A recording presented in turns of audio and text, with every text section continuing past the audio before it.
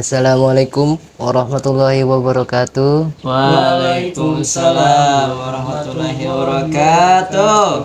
Alhamdulillah rabbil alamin wa bihi nasta'inu ala umuri dunya waddin wassalatu wassalamu ala asrafil anbiya'i wa mursalin wa ala alihi wa sahbihi ajma'in. Amma ba'd. Pertama-tama kita panjatkan puja serta syukur kita kepada Allah Subhanahu wa Ta'ala yang telah memberikan kita nikmat hingga kita bisa menghadiri kegiatan pada hari ini. Dan tak lupa juga salawat serta salam kita panjatkan kepada baginda kita Nabi besar Muhammad Sallallahu Alaihi Wasallam, serta para sahabat, para keluarga, dan kita sebagai pengikutnya semoga mendapatkan syafaatnya kelak di yaumil kiamah nanti. Amin.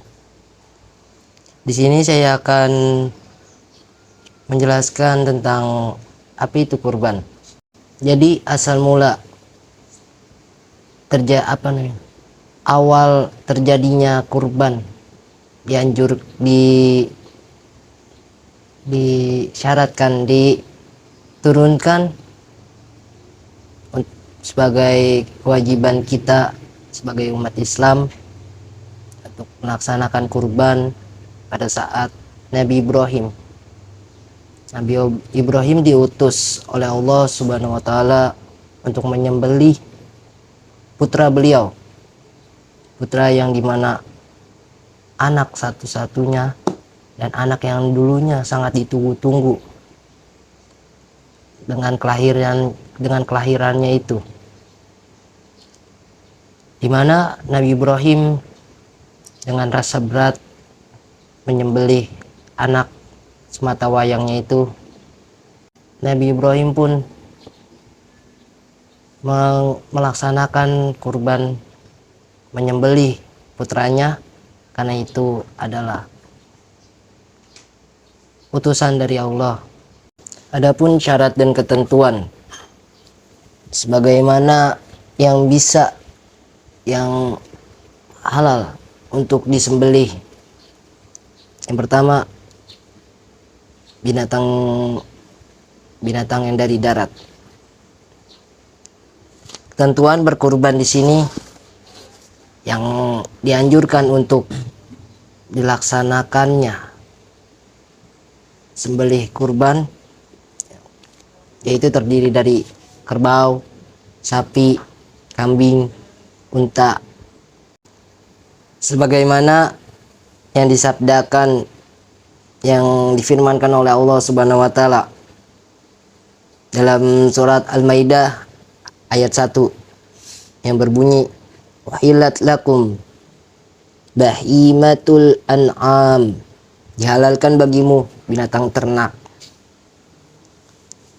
Adapun ayat Al-Qur'an lain pada surat Al-A'raf ayat 157 yang berbunyi, "Wa yuhillu lahumul thayyibati wa yuharrimu 'alaihimul khaba'ith." Dan Allah menghalalkan bagi mereka segala yang baik dan mengharamkan bagi mereka segala yang buruk. Maka sesuai apa yang dijelaskan, apa yang diterangkan, apa yang diperintahkan oleh Allah Subhanahu wa Ta'ala sebagaimana di dalam ayat Al-Qur'annya, binatang sembelih kurban yang dihalalkan dan yang disyaratkan ialah binatang ternak dan binatang yang halal bagi mereka, yang baik dan tidak mengandung unsur-unsur buruk. Lalu sempurnanya penyembelihan ada 4 perkara. Yang pertama, memotong tenggorokan atau saluran pernapasan. Yang kedua, memotong kerongkongan atau saluran makanan. Yang ketiga, memotong 2 buah urat leher sang binatang tersebut. Yang keempat, buah, boleh juga hanya memotong tenggorokan dan saluran makanan tersebut. Jadi intinya memotong hewan sembelih itu tidak harus, bahkan makruh hukumnya apabila dipotong lehernya hampir dengan keseluruhan, atau bisa dikatakan sudah atau bisa dikatakan dengan sepenuhnya putus lehernya. Yang dianjurkan dan yang disyaratkan itu memotong kedua urat nadi yang berada di leher dari kanan ke kiri. Jadi tidak boleh lepas. Dan apabila menggorok leher sang hewan ternak yang disembelih ini, pisau atau benda yang untuk memotong leher ini tidak boleh lepas. Kalaupun lepas, itu makruh hukumnya.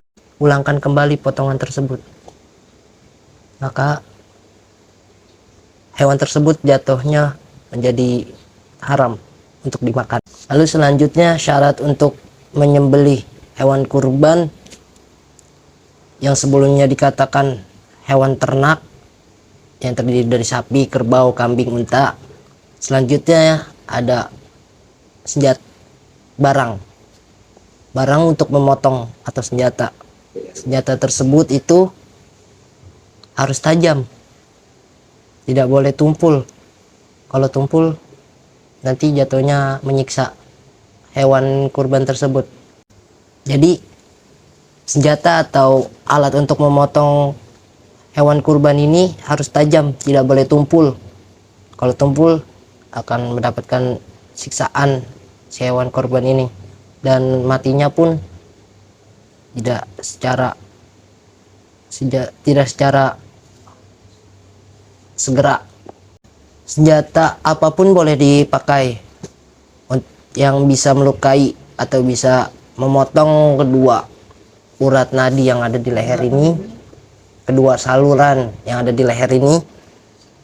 Terus kecuali gigi dan kuku, itu tidak boleh. Di sini di kitab Fikih Islam Lengkap Mazhab Syafi'i menjelaskan dalam hadis Rafi radhiyallahu an disebutkan, kami berharap atau takut kepada musuh di esok hari, padahal kami tidak memiliki pisau. Bolehkah kami menyembelih dengan sembilu? Lalu Rasulullah menjawab, binatang yang disembelih dengan mengalirkan darah dan disebutkan nama Allah, maka makanlah. Tidak boleh menyembelihnya dengan gigi dan kuku. Saya akan bercerita kepada kalian tentang hal itu, bahwa gigi adalah tulang dan kuku adalah pisaunya orang Habasyah.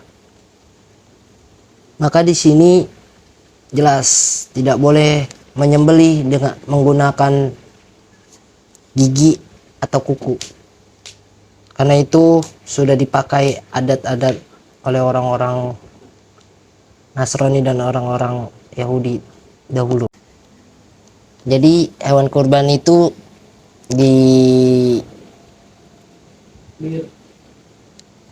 disampingkan, dibaringkan menghadap ke kiri, menghadap ke kanan ke arah kiblat.